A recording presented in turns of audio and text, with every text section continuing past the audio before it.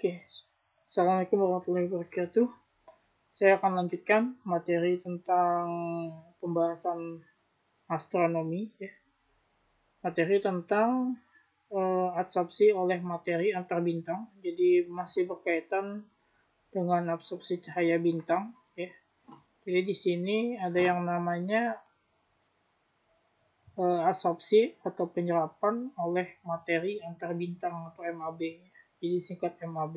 Jadi materi antar bintang itu disingkat MAB.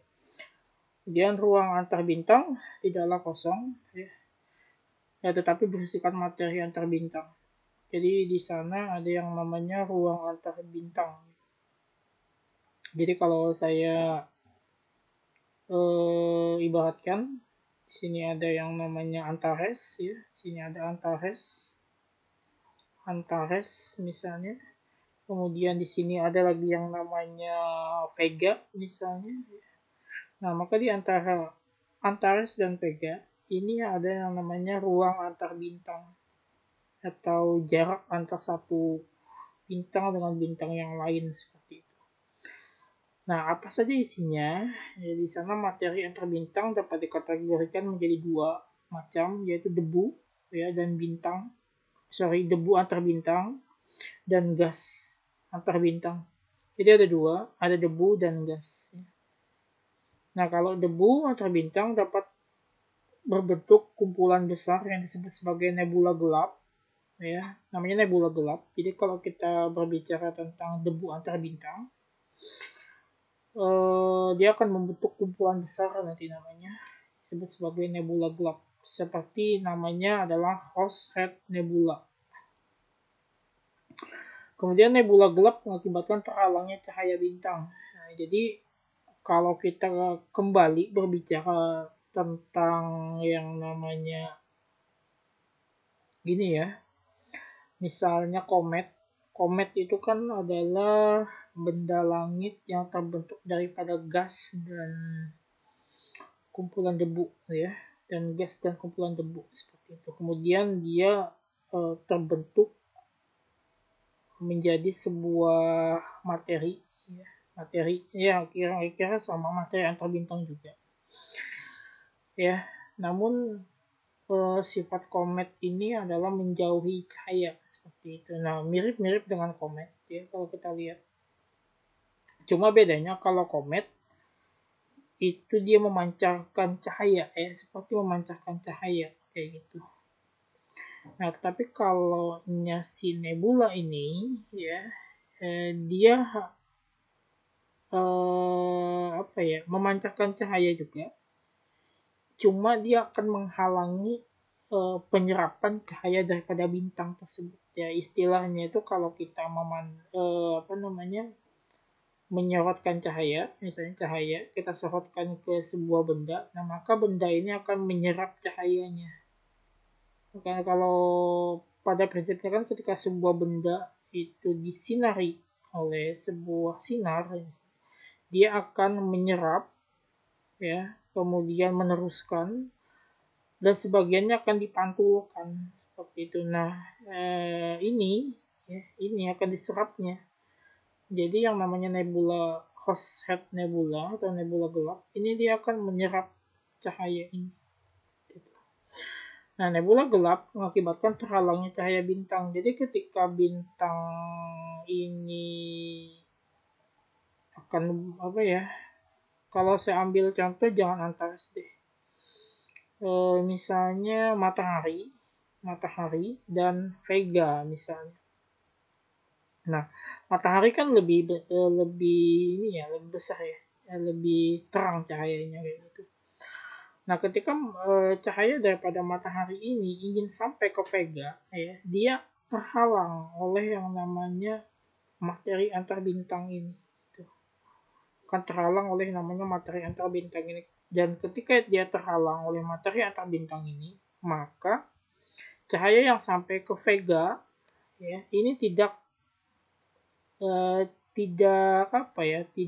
jauh lebih besar daripada apa yang dipancarkan ketika dia menuju Vega, gitu. Dari matahari ke sini, maka dia ketika belum sampai Vega sudah meredup, itu ya, terhalang oleh yang namanya zat antar bintang ini. Materi antar bintang ini. Sehingga cahaya yang sampai ke ini tidak begitu besar, alias redup kayak gitu. Nah, ini yang menghalangi cahaya. Jadi ketika dia ini ada di sini, dia akan menyerap cahaya daripada bintang yang memancarkan cahaya tadi. Yang disebut sebagai materi antar bintang atau nebula gelap.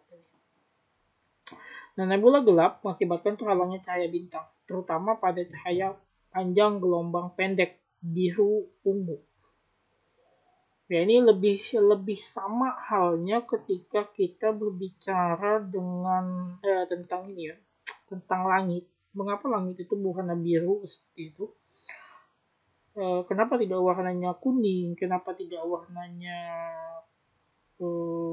pada umumnya ya? Kenapa tidak warnanya merah? Mungkin kalau merah kan langit di hampir senja ya seperti itu. Nah, pada umumnya ketika siang hari, kenapa langit itu berwarna biru seperti itu? Tidak berwarna kuning, tidak berwarna coklat, tidak berwarna abu-abu dan sebagainya. Nah, jawabannya karena panjang gelombang biru ya, panjang gelombang biru itu hampir mirip dengan panjang gelombang daripada atmosfer ya. Dan ketika panjang gelombang itu sampai ke atmosfer, maka dia akan atmosfernya akan menghamburkan cahaya biru. Cahaya yang dengan gelombang pendek. Beda halnya dengan gelombang merah, gelombang ungu, gelombang kuning, gelombang hijau, itu adalah gelombang dengan frekuensi panjang kayak gitu. Gelombang dengan frekuensi panjang sehingga akan susah untuk diuraikan. Ya, nah ketika ini si atmosfer di bumi ini terkena yang namanya panjang gelombang sinar biru ya, ungu juga ya. Dan ketika ungu itu lebih pendek biru ya ketimbang ungu.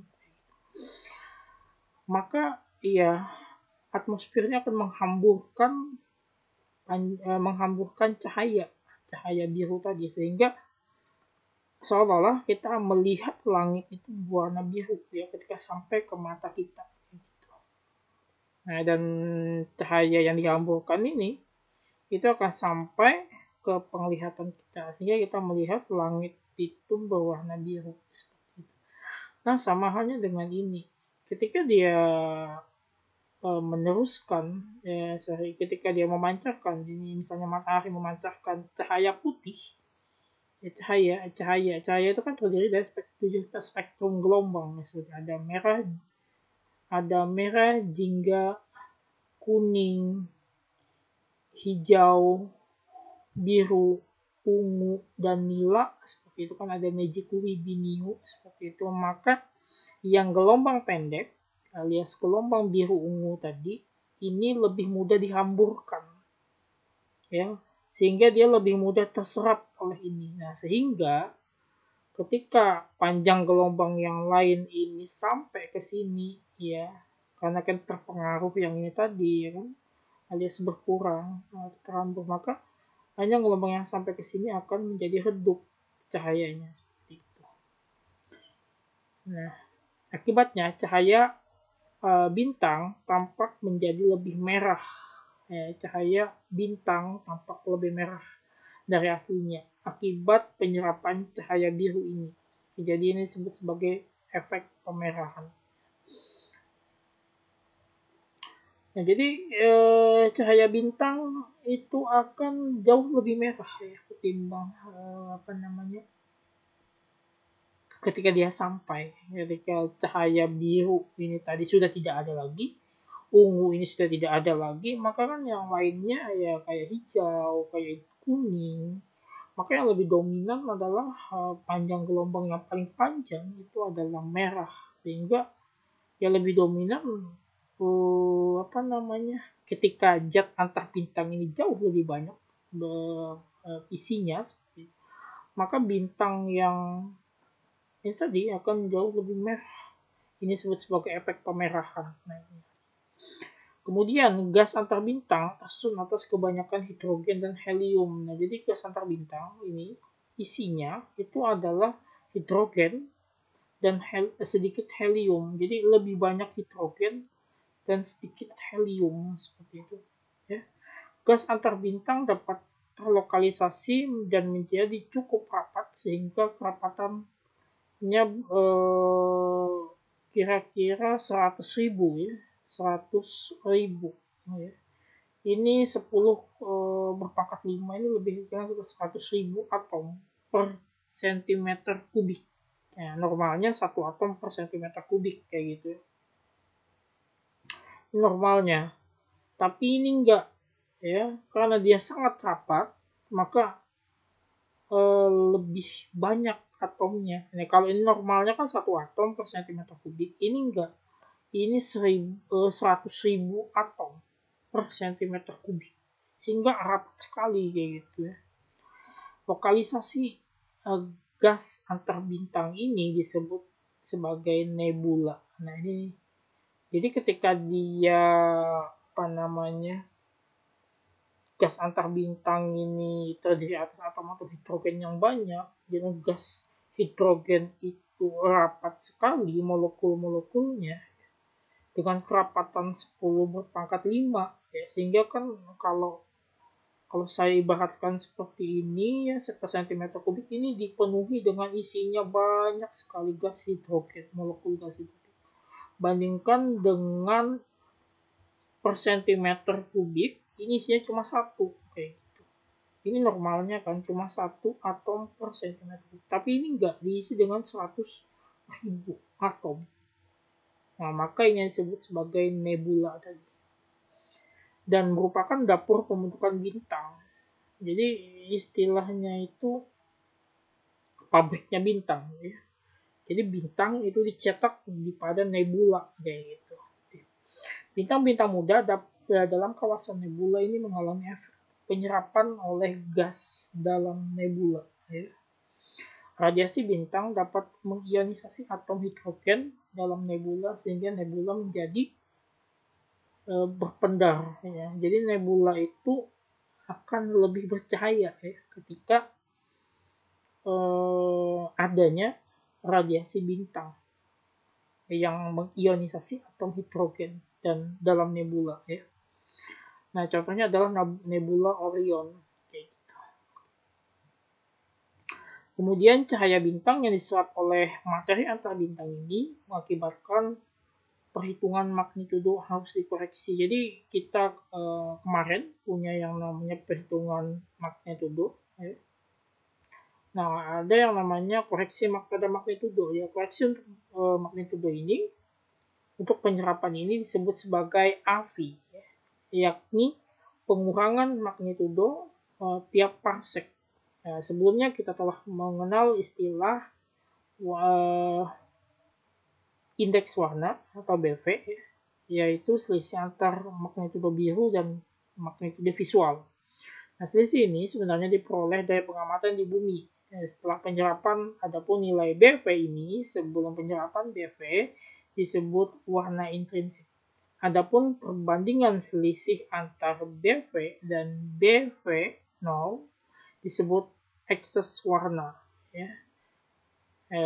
Formulanya ini E, BV, atau bukan formulanya, ini lebih dikenal dengan istilah E atau BV atau EBV. Jadi ini penggabungan daripada BV dan ini tadi ya, magnitudo tadi, magnitudo biru. Oke. Nah, besar koefisien absorpsi antar bintang umumnya adalah 3,2. Jadi umumnya nilainya adalah 3,2.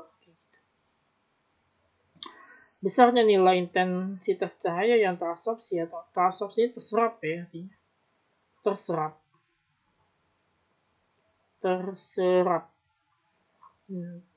ya, juga tergantung dari intensitas asli bintang itu, sehingga nilai AV-nya dirumuskan sebagai R kali E BV. Nah, selisih antar magnitudo semu visual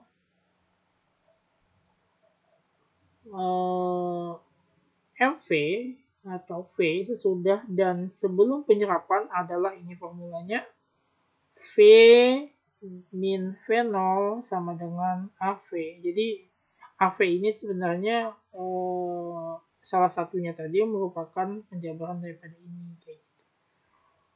Dengan V0 adalah magnitudo sebelum penyerapan dan V adalah magnitudo sesudah penyerapan. Adapun magnitudo semu biru, namanya magnitudo semu ya. Sebelum penyerapan B0 adalah B0 sama dengan ya, V0 ditambah B min V0. Sedangkan untuk magnitudo mutlak sebelum pemerahan dapat dihitung dengan cara biasa. Hanya saja V atau B diganti dengan V0 atau B0. Jadi lebih kepada ini ya. Ketika dia terjadi peristiwa pemerahan tadi kayak gitu, ketika materi antar bintang tadi menyerap cahaya biru ungu sehingga cahaya merah jauh lebih banyak mendominasi daripada bintang yang dikenai oleh cahaya dari sebuah bintang tadi. Dan untuk penghitungan sistem magnitudo ungu dapat dihitung dengan menggunakan formula ini dengan konstanta nilai 0,72. Ini ketetapannya jadinya. Nah, jadi ini ya kalau saya bolak-balik ya formulanya E U min B per E B min V sama dengan 0,72. Ini bisa saya ganti. Misalnya kalau saya cari E U min B ini sama dengan, maka nilainya adalah 0,72 dikali dengan E B min U. Nah, dikali ini. Bahan sebaliknya, kalau saya yang cari dengan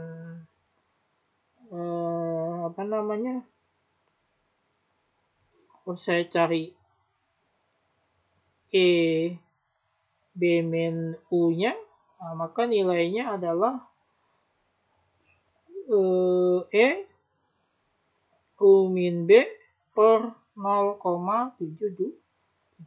Oke, jadi seperti itu. Nah, kemudian berikutnya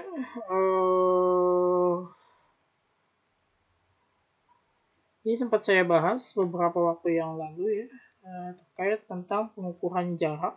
Oke. Jadi di dalam pengukuran sistem astronomi itu kita tidak lagi mengenal istilah kilometer karena terlalu jauh, atau meter karena terlalu jauh jarak satu bintang dengan bintang yang lain seperti itu. Ya, jadi penentuan jarak itu pada umumnya kalau dalam biasa ya fisika misalnya itu dinyatakan dalam meter gitu, karena dia memakai yang namanya satuan sistem internasional seperti itu ya. Dengan dalam meter.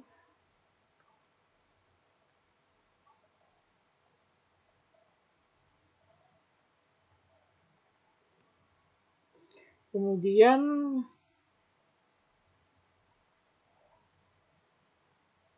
sebentar.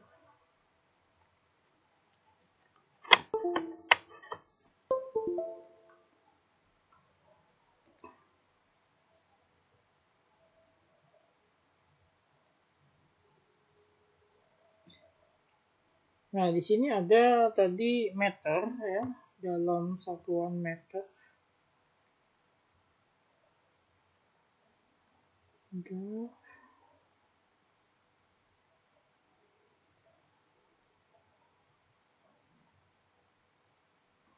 Oke, jadi dalam satuan meter pada umumnya kalau kita berbicara tentang standar internasional seperti itu ya. Nah, ada pun juga lebih luasnya adalah kilometer. Nah, jauh lebih luas lagi dalam satuan astronomi. Kita mengenal astronomical unit atau SA ya, atau AU dalam bahasa Inggrisnya kita kenal sebagai astronomical unit. Kemudian jauh lebih tinggi lagi namanya tahun cahaya, kemudian lagi jauh lebih tinggi lagi namanya parsec. Adapun dalam astrofisika, jarak yang sering dinyatakan dalam satuan CGS yaitu centimeter. Ini sangat tidak relevan ya ketika kita berbicara kalau sentimeter kita tidak kurang relevan lah ya. Ketika kita berbicara dalam satuan jarak antar bintang kayak gitu. Misalnya saya ambil di sini ada namanya Antares ya. Kemudian saya ambil di sini Aldebaran. Nah, ini jaraknya jauh sekali. Tidak mungkin saya menggunakan satuan sentimeter kayak gitu ya. Nah, kemudian kalau masih dengan menggunakan satuan meter mungkin ya, mungkin berapa ribu meter, berapa ratus ribu meter mungkin, atau dengan menggunakan kilometer, kita menggunakan AU atau SA, atau juga menggunakan tahun cahaya gitu. Dan juga satuan lain namanya parsec. Nah, satuan astronomi atau AU atau SA adalah radius orbit jarak bumi, rata-rata bumi ya. Jadi radius orbit rata-rata bumi itu 1 AU namanya. Nilainya adalah 1,4 kali 10 berpangkat 11 meter. Ini kali 10 berpangkat ya. Kali 10 berpangkat 11 meter. Kalau saya jadikan kilometer, berarti ini 1,49 ya. Berarti 1,5 mungkin dibulatkan. Kali 10 ya 1,5 ya. 1,5 dibulatkan ya. Kali 10 berpangkat 8 ya. 8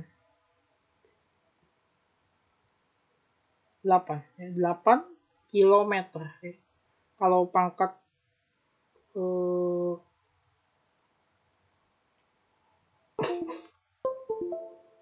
kalau pangkat 11 itu kan dalam satuan meter, maka kalau saya bagikan ya kan 10 berpangkat 11 saya bagi dengan ya 10 bagi 10 pangkat 3 gitu kan. Nah, maka kalau dalam seperti ini 11 dikurang 3 ya. Maka nilainya adalah 11 kurang 3 nilainya 8. Ya, maka nilainya 1,5 kali 10 berpangkat 8 km kalau saya jadikan kilometer. Atau 150 juta kilometer ya. Gitu. 150 juta kilometer gitu ya. 1 tahun cahaya didefinisikan sebagai jarak yang ditempuh cahaya dalam ruang hampa selama setahun. Jadi cahaya itu termasuk gelombang elektromagnetik. Kenapa dia gelombang elektromagnetik? Karena dia tidak memerlukan medium dalam perambatannya. Contohnya adalah cahaya matahari kayak gitu. Nah, ketika cahaya tersebut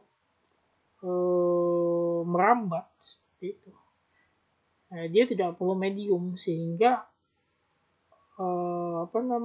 mediumnya tersebut adalah ruang hampa ya. Ruang hampa dia bisa menembus ruang hampa maupun dia dapat menembus suatu medium tertentu juga bisa menembus, misalnya adalah medium udara seperti itu ya, merambat melalui udara atau juga tanpa melalui medium seperti itu ya, di ruang hampa. Ruang hampa itu ruang yang tidak ada mediumnya ya. Ruang contohnya adalah medium udara ya. Jadi kalau ruang hampa berarti lebih dominan adalah ruang yang tidak memiliki udara seperti itu, udara. Nah, jadi panjang gelombang satu tahun cahaya didefinisikan sebagai jarak yang ditempuh cahaya dalam ruang hampa selama setahun. Itu namanya 1 tahun cahaya. Jadi kalau saya contohkan ya perhitungannya kira-kira seperti ini. Satu detik cahaya itu bernilai 3 kali 10 berpangkat 8 meter dalam 1 detik. Ya, ini perambatan cahaya dalam 1 detik meter per sekon. Nah, 1 detik itu nilainya adalah 60 menit. Ya, dalam 1 menit itu 60 detik. Itu 1 menit. 60 detik. Ini 1 menit menit. Ya. Kemudian kalau 1 jam itu 60 menit. Berarti 60 detik kali 60 menit. Ini 1 jam sudah nilainya. Kalau kita hitung kan 3.600 detik ya dalam 1 jam. Nah, kemudian dikalikan ya. 1 hari ada 24 jam. 24 jam. Kalikan 1 hari 24 jam. 1 tahun ada 365 hari. Nah, ini dalam 1 tahun. Kemudian nilai ini tadi baru dikalikan dengan 3 kali 10 berpangkat 8 meter. Maka nilai yang didapat rata-rata adalah sekian. 9,46 kali 10 berpangkat 15 meter. Ya, ini panjang cahaya dalam 1 tahun. Kalau kita jadikan kilometer ya berarti 9,4 atau 9,5 lah ya dibuatkan ini. Kali 10 berpangkat 12 kilometer. Ini dalam satuan meter, ini dalam satuan kilometer. Nah, begitu yang disebut sebagai 1 tahun cahaya. Nah, kemudian ada yang namanya paralaks bintang. Ya. Apa itu paralaks bintang? Oke, dalam perhitungan jarak bintang dekat, sering digunakan metode paralaks, yaitu pengamatan pergeseran posisi bintang terhadap bintang latar bila dilakukan dengan membandingkan posisi bintang pada bulan Januari dan Juli atau bulan-bulan lainnya yang berselang setengah tahun dengan mengetahui nilai R adalah 149.600.000 kilometer. Jadi 149.600.000 kilometer ini nilai R-nya ya. Maka jarak yang dapat dihitung. Adapun definisi 1 parsec adalah jarak bintang yang memiliki paralaks 1 detik busur. Karena 1 detik busur sama dengan 1/3600 derajat. Ya. Maka parsec nilainya adalah D sama dengan R tan P. Kemudian kalau kita balikan formulanya, ini disubstitusi kayak gitu kan. R adalah 1 astronomical unit. Ya. P saya ganti dengan 1/3600, satunya derajat. Maka D sama dengan 1 AU atau astronomical unit, atau SA tadi, dibagi tangent atau tan 1/3600. Kemudian derajat. Nilai aslinya hasilnya adalah 206.204,81 astronomical unit. Nah, kalau kita jadikan kilometer ya berarti tinggal dikalikan nilai ini dikalikan dengan ini tadi ya. Nah, pangkat 11. Maka nilainya adalah itu tadi. Oke, bisa dihitung sendiri kayak gitu ya.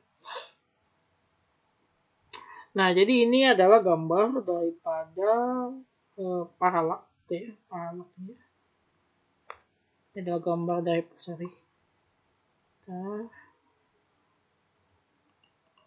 ini adalah gambar daripada paralaks bintang dekat ya. Misalnya saya ambil di sini 1 bintang ya, 1 bintang.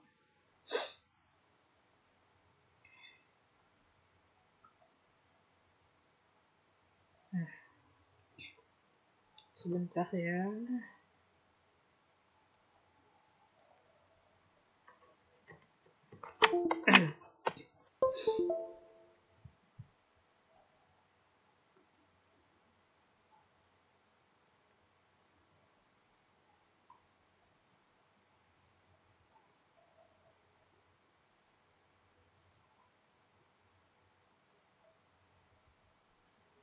Misalnya ini saya ambil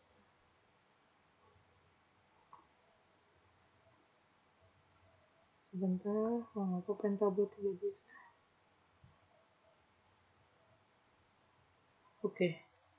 Misalnya di sini saya ambil sebuah bintang ya, seperti ini saya ambil di tengah-tengah ini sun, matahari. Saya ini kan bintang ya. Ini matahari atau sun ya. Ini matahari saya ambil sebagai bintang. Di sini ada bintang lagi namanya ya, atau bintang dekat, nearby star ya, bintang terdekat ya. Nah, jarak ini kan dekat ini. Ini namanya D-nya tadi ya. Ini D. Di sini kalau saya ambil ini bintang terjauh di sini ya. Maka saya bandingkan nilai ini dengan ini, kemudian pada bulan ini berapa, misalnya posisi. Nanti kita akan belajar tentang yang namanya titik aphelium dan perihelium kayak gitu. Jadi gini, jadi orbit sebuah benda langit itu dia, ini misalnya matahari, saya ambil titik ke matahari. Nah, ini benda langit yang lain akan berputar mengorbit mengelilingi suatu benda langit yaitu yang anggaplah kita ambil patokannya adalah matahari atau sun tadi. Saya ambil di sini adalah namanya, anggap saya ambil Antares lah misalnya kayak gitu. Nah, maka ketika dia berada pada satu titik ya, dan ketika nanti dia berotasi lagi, dia akan berada pada titik yang lain kayak gitu. Nah, kalau yang di sini disebut sebagai titik terdekat namanya adalah perihelium. Ini namanya titik terdekat suatu benda langit terhadap titik yang diamati. Misalnya adalah matahari kayak gitu. Nah, sedangkan titik terjauh ini namanya titik aphelium. Aphelium ya. Tidak hanya matahari dengan bintang-bintang tertentu ya, bahkan dia semua benda langit, termasuk planet, bumi juga termasuk, dia punya yang namanya perihelium dan aphelium terhadap benda langit lainnya. Ya misalnya adalah aphelium, bumi, dan bulan kayak gitu. Jadi bulan itu juga berputar mengelilingi bumi dalam bentuk ya sama serupa seperti ini. Begitu pula bumi nanti juga akan berevolusi ya mengelilingi matahari, juga akan membentuk orbit seperti ini kayak gitu. Nah, jadi ini kalau saya balik seperti ini, orbitnya adalah dari sini ke sini kayak gitu. Nah, maka ketika dia berada pada bulan Januari di sini dan berada pada bulan Juli dia di sini benda langit ya, yang lain seperti itu. Nah, saya ambil di benda langit yang lain, nah, kemudian saya ambil di sini bintang terdekat dengan sun ini tadi. Nah, ini saya ambil proses seperti ini, saya tarik garis seperti ini. Nah, ini bintang terjauh saya ambil. Ya, saya tarik seperti ini. Nah, maka di sini adalah perpotongan antara garis yang dibentuk di sini, ini disebut sebagai titik P ini tadi, atau parallax angle atau sudut paralaks. Sedangkan D-nya adalah ini sampai ke sini, sehingga kita bisa ngitung nilainya. Nah, maka jarak D tadi kita dapatkan adalah nilainya 206.264,81 AU ya. Oke, kemudian untuk perhitungan jarak bintang dengan berbagai sudut paralak dapat dicari. Nah, ini tergantung lagi ya, pembentukan ininya tadi, pembentukan sudut si apa namanya? si paralaknya tadi kayak gitu ya. Nah, ini tergantung kalau kita misalnya jauh lebih pendek ke sini misalnya bisa jadi jauh lebih besar. Nah, nanti akan berubah ya P-nya. Maka formulanya ya bisa kita sediakan seperti ini formulanya kayak gitu ya. Ya, kemudian D sama dengan 1 AU per tangent P per 3600 dengan nilai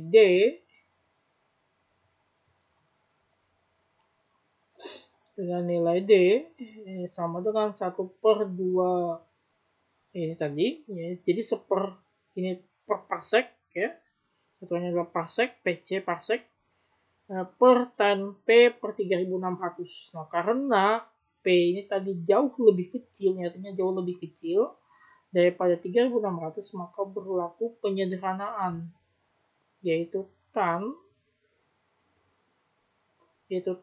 P per 3600 hampiran atau mendekati nilai P kali tan per 3600 dengan konsekuensi bahwa D nilainya adalah 1, ini nih nilai ininya ya, nilai perhitungannya D sama dengan 1 parsec per 206.265 kali 1 per P kali tan, ini perhitungan yang ini tadi ya, perhitungan yang di atas ini tadi gitu ya, dengan pemberlakuan bahwa ini seperti ini sederhananya.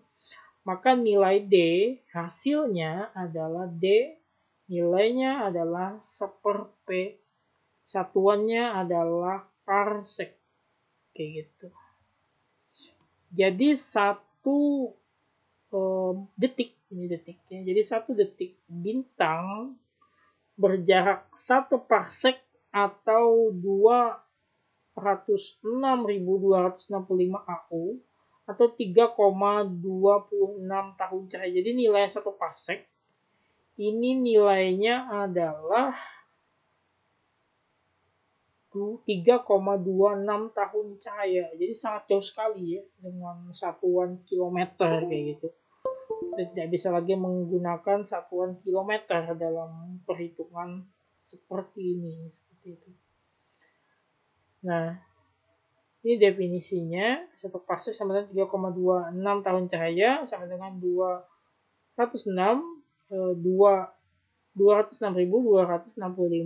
astronomical unit gitu. Dengan ketentuan D atau 1 dalam 1 parsec nilainya adalah 1 per P dalam satuan detik ya. Ini juga sama, kalau saya balik formulanya menjadi seperti ini untuk mencari P sama dengan 1 per D ya. Nah, kalau saya cari D 3,26 tahun cahaya per P ya, maka nilainya adalah ini dalam satuan light year atau tahun cahaya ya. Jarak dalam satuan tahun cahaya, maka nilainya 3,26 dibagi P, ini tahun cahaya ya, dibagi P. P itu berapanya nanti kita bisa lihat. Jaraknya nanti dalam satuan tahun cahaya ya. Jadi kalau P-nya berapa? Nah, itu bisa tergantung ini ya. Kemudian D dalam satuan astronomical unit, maka kita ubah dalam satuan 206.265 per P. Untuk pengamat di planet lain, paralak dapat dihitung dengan menggunakan hubungan P sama dengan R per D, di mana R adalah jarak planet dari matahari. Nah, kemudian berikutnya ada namanya paralaks geosentrik. Nah, jika dalam paralak bintang posisi diamati berdasarkan perubahan kedudukan akibat revolusi bumi, maka dalam paralaks geosentrik posisi benda langit diukur berdasarkan perubahan posisi pengamat di permukaan bumi. Gitu ya. yang dalam hal ini berada pada bujur selisih 180 derajat. Misalkan untuk matahari, paralak geosentriksnya adalah RB per D tan P. Karena tadi sama, lebih kecil, sangat jauh lebih kecil, maka dapat dilakukan pendekatan tan P sama dengan P 57,296 atau dalam detik busur tan P sama dengan P per 206265 berdasarkan pengamatan paralak surya sebesar 8 detik, 79 dan dengan mensubstitusikan nilai RB maka kita peroleh nilai D sama dengan 206,265 RB per P. Nah, ini formula yang dapat digunakan untuk pengamatan paralak surya. Didapatkan jarak matahari D sama dengan ini jarak matahari dengan menggunakan persamaan ini dapatkan nilainya adalah 23,455 RB, yaitu 23.455 pengalinya adalah RB, kayak gitu ya. Kemudian ada lagi namanya radius sudut dan diameter sudut. Nah, ini lebih ketika kita mencari nilai P ya. Nilai P atau satu titik. Jadi untuk objek dekat dan bukan titik, radius objek dapat dihitung dengan menggunakan metode trigonometri. Jadi trigonometri itu dapat kita gunakan dalam fungsi persamaan tersebut kayak gitu. Nah, jadi jika jarak objek diketahui dan sudut alfanya ada, jadi ini objeknya di sini jaraknya ada, D namanya, jarak objek ini D dari sini ke sini, ya ini jarak objek. Kemudian sudut alfanya ada, maka kita dapat ukur nilai radius dengan menggunakan persamaan trigonometri. Kalau saya ambil sudut kayak gini, kayak gitu ya, berarti kalau saya tembak di sini sudut alfa, ya, maka di sini kan akan menjadi depan sudut, ini samping sudut, ini miring ya. Jadi kalau saya ambil di sini, ya kan, saya tembak di sini, saya ambil nilai ini, ya, nilai ini tadi, ya. Maka ini akan menjadi depan miring, maka dia akan menjadi sin. Di sini yang jadi sin ya. Maka yang di sini juga akan jadi yang namanya sin alfa. Maka nilai R per D ya kan? Ini sama dengan sin alfa kayak gitu ya.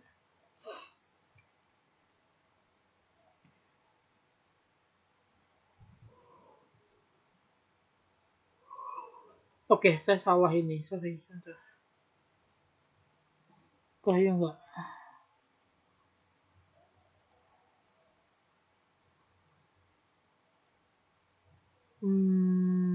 Sebentar, sudut yang terpanjang, paling panjang ya. D-nya saya temukan.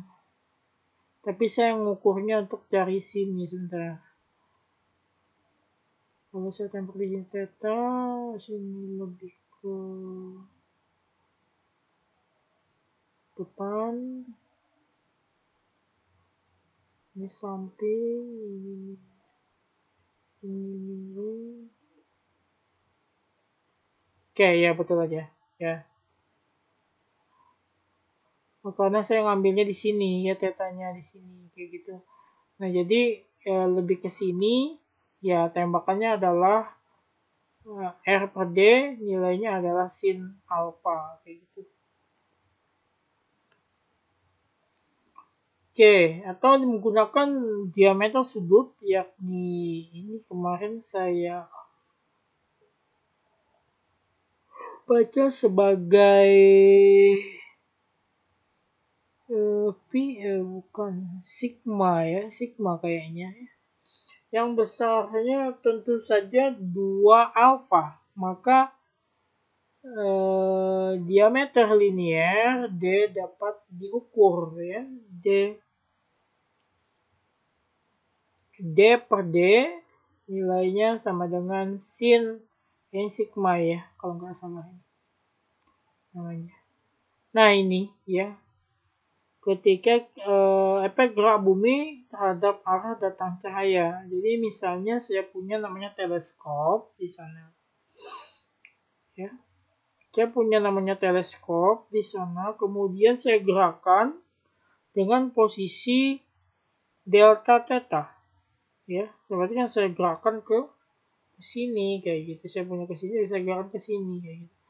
Dengan nilai delta theta. Nah, maka nilai daripada objek yang saya hitung tadi, dia akan berubah ininya, posisi kedudukannya ketika saya geser. Cahayanya, bukan objeknya, cahaya yang datang akan berubah ininya.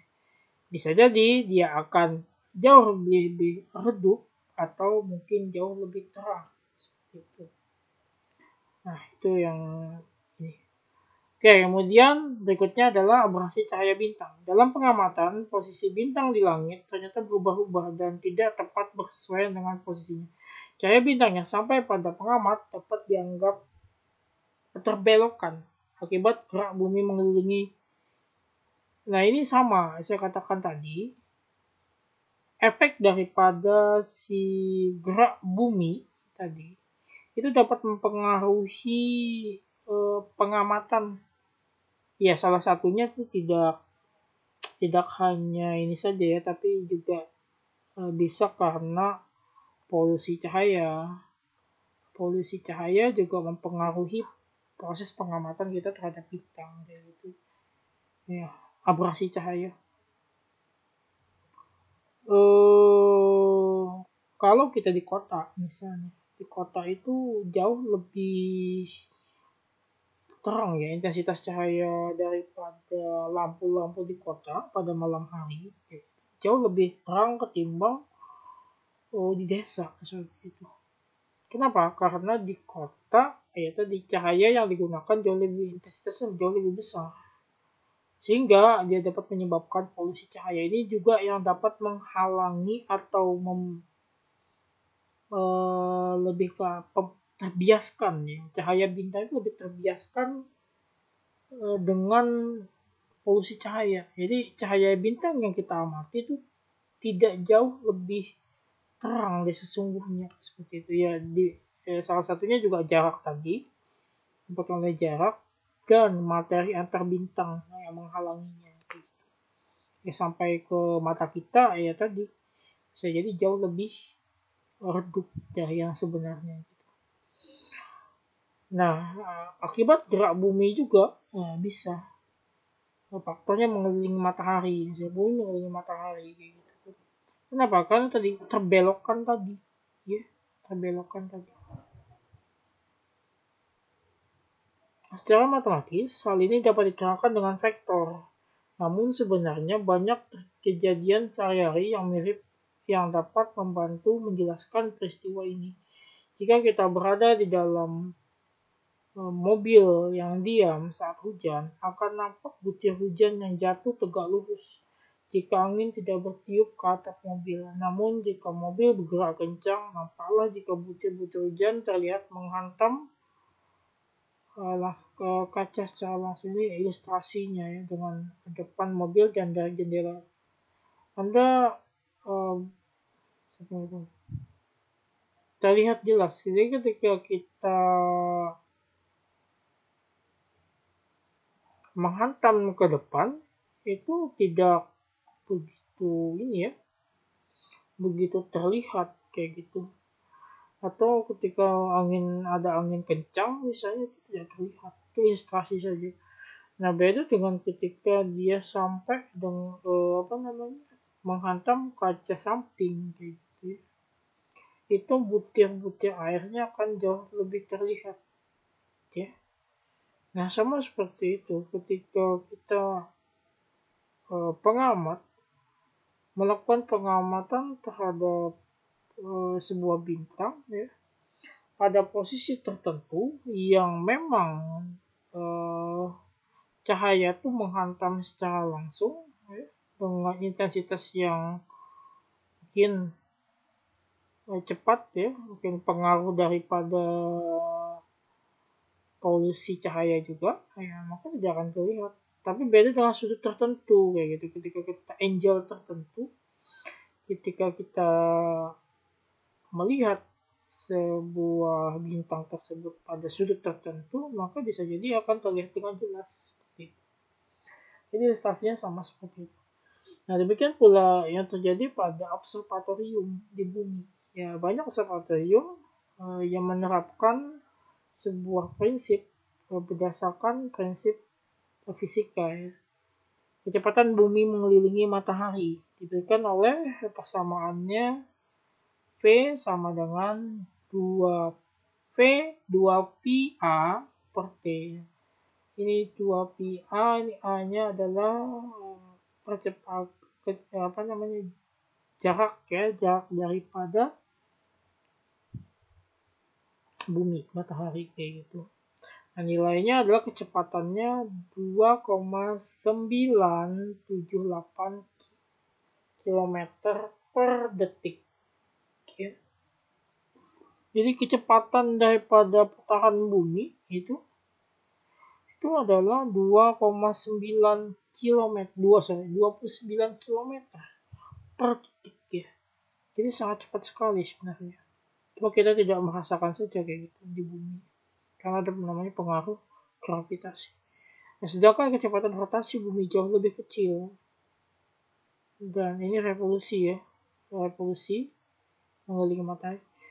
Nah, sedangkan rotasi bumi jauh lebih kecil dan lokal dibandingkan kecepatan orbitnya. Suatu bintang dengan altitude sebenarnya theta akan teramati jika teleskop diarahkan pada altitude theta aksen. Dengan hubungannya seperti ini, ya, ini C adalah kecepatan cahaya 3 kali 10 berpangkat 8 meter per second, gitu ya.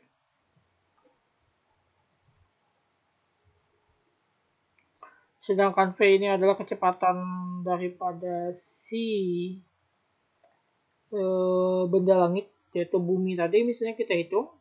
Nah, sin theta aksen ini adalah sudut altitude-nya. Sedangkan sin theta, theta-nya adalah sudut yang dibentuk kayak gitu ya. Nah, itu bisa hitung berapa sudutnya. Nah, maka untuk mengubah misalnya ini menjadi suatu nilai derajat, maka kita bentuk namanya ARC sin theta. Ya. Kalau di dalam kalkulator kita bisa pencet shift atau 2 NDF, ya, shift atau 2 NDF, shift ya. Kemudian tekan sin, maka dia akan berubah menjadi sin pangkat min 1. Baru kita ketik nilainya. Kalau kita ketemu hasilnya ini dan ini berapa, misalnya 0,75 misalnya atau 0, berapa gitu, maka kita ketikkan saja, kemudian kita ketik sama dengan, maka nilainya akan berubah jadi satuan derajat nanti seperti itu untuk mengubah fungsi daripada sin menjadi nilai derajat gitu. Mengingat nilai ini sangat jauh lebih kecil atau delta T sangat jauh lebih kecil ya, sehingga nilai delta theta dalam detik busur dapat dituliskan menjadi delta theta sama dengan 206.265 kali V per C sinus theta gitu ya. Tahu nilainya adalah ini, sehingga nilai K kita dapatkan abrasinya adalah K20 detik, 496. Jadi nilai K konstan abrasi kira-kira 20 detik lah ya, kayak gitu. Nilai. Nah, ini abrasi paralaksis. Nah, ini dalam bagian tentang abrasi cahaya bintang telah disebutkan bahwa cahaya dapat dibelokkan Akibat gerak revolusi bumi, abrasi ini berpengaruh dalam pengamatan paralaks, misalnya pengukuran deklinasi bintang saat 21 Juni dan 22 Desember didapatkan perbedaan deklinasi sebesar delta sigma sama dengan 2P. Ini kalau saya ambilkan nilainya seperti ini ya. Di sini ya, yang saya katakan tadi ada yang namanya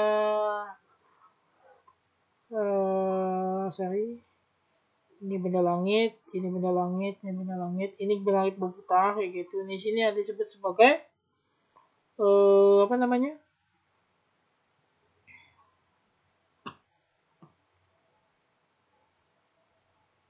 Disebut sebagai titik perihelium dan sini titik aphelium kayak gitu ya. Nah, sehingga ini sama kakuannya seperti itu ya gitu ya. Putarannya. Nah, dalam bagian tentang abrasi cahaya bintang, tadi disebutkan bahwa cahaya dapat dibelokkan akibat gerak revolusi bumi. Abrasi ini berpengaruh dalam pengamatan paralaks. Misalkan, pengukuran deklinasi bintang pada tanggal 21 Juni dan 22 Desember dilakukan perbedaan deklinasi. Kemudian dapat bintang tepat berada di deklinasinya sebenarnya akibat vektor kecepatan bumi dan arah meridian langit menyebabkan posisi bintang tidak benar sesuai dengan deklinasinya melainkan berselisih sebesar delta theta menit ya. Nah, di sini paralaksisnya tadi P-nya, sudut paralaknya. Nah, ketika dia membentuk sudut paralak ya seperti ini. Posisi benda langit berada di sini, ketika di sini dia berada di sini. Ini titik asalnya. Nah, dia mengelilingi titik sentral benda langit yang dikelilingi seperti itu. Jadi seperti bandul lah ya, bandul berputar itu kan gimana sih kayak gitu ya. Jadi kan dia terus ke sini, kembali lagi ke asalnya kayak gitu. Nah, sama seperti itu. Nah, sehingga selisihnya adalah delta theta dalam satuan menit. Ini delta theta menit. Contoh, saya punya contoh di sini ada 3 contoh soal. Sebuah bintang berjarak 3,3 parsek. Tentukan paralaks bintang tersebut. Nah, maka kita bisa hitung nilai parsek adalah 3,3. Maka kita masukkan nilai P sama dengan nilai parseknya ya PC. Berarti nilai D PC maka nilainya adalah 1/3,3 PC sama dengan 0,331 satuannya adalah detik. Selesai. Kemudian berikutnya, yang kedua, bintang Proxima Centauri berjarak 4,2 tahun cahaya dari bumi. Tentukan paralaksnya. Kita menggunakan formula yang light year, P atau light year, tahun cahaya, sama dengan 3,26 paralaksnya ini. Ini satuan parsek. Bukan light year, tapi parsek ya. Dalam satuan PC, parsek 3,2 PC per 4,2 tahun cahaya. Satu parsek kan adalah 3,2 tahun cahaya ya. Sehingga nilai paralaksnya adalah kalau kita hitung dengan kayak gini, nilainya hampiran nilai 0,774 detik. Ya. Ini selesai. Kemudian ketiga, jarak bintang P adalah 20 light year atau tahun cahaya, LY light year ya, light year tahun cahaya. Tahun cahaya, berapakah paralaksnya jika diamati dari Uranus? Nah, karena jarak bintang sangat besar, maka jarak bintang dikurang bumi. Jarak bintang hampiran sama dengan jarak bintang kurang Uranus. Ini konsepnya, jarak bintang dikurang jarak bumi. Maka konsepnya hampir sama dengan jak bintang dengan jak Uranus kayak gitu. Maka kita kalikan parseknya kalikan nilai 19,6. Jadi 9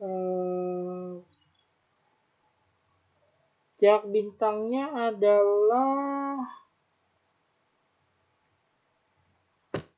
sebentar, ini kok 19,6 ya. Mungkin 20 sebentar. Oh, ini 19,6. Bentar saya lihat ke atas. Bentar ya.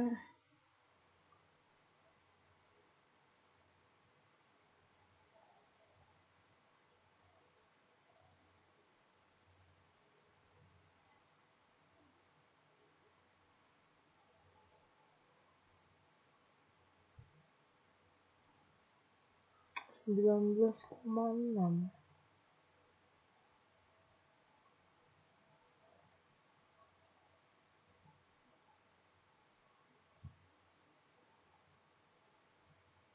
Oke, sebentar.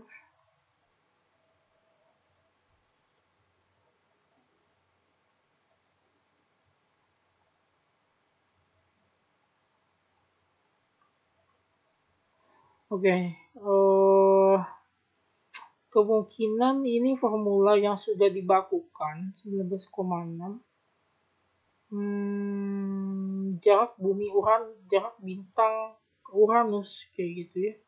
Kemungkinan 19,6 itu sudah dipatenkan ya 19,6. Nah, 20 ini jarak satu bintangnya. Gitu. Berarti kan kalau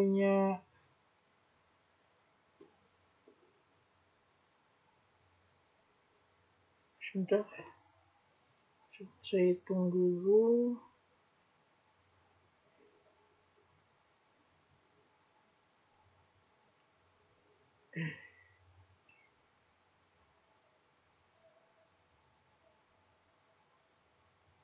Iya, kemungkinan sudah dipatenkannya nilai 19,6. Saya coba carikan ini di mana.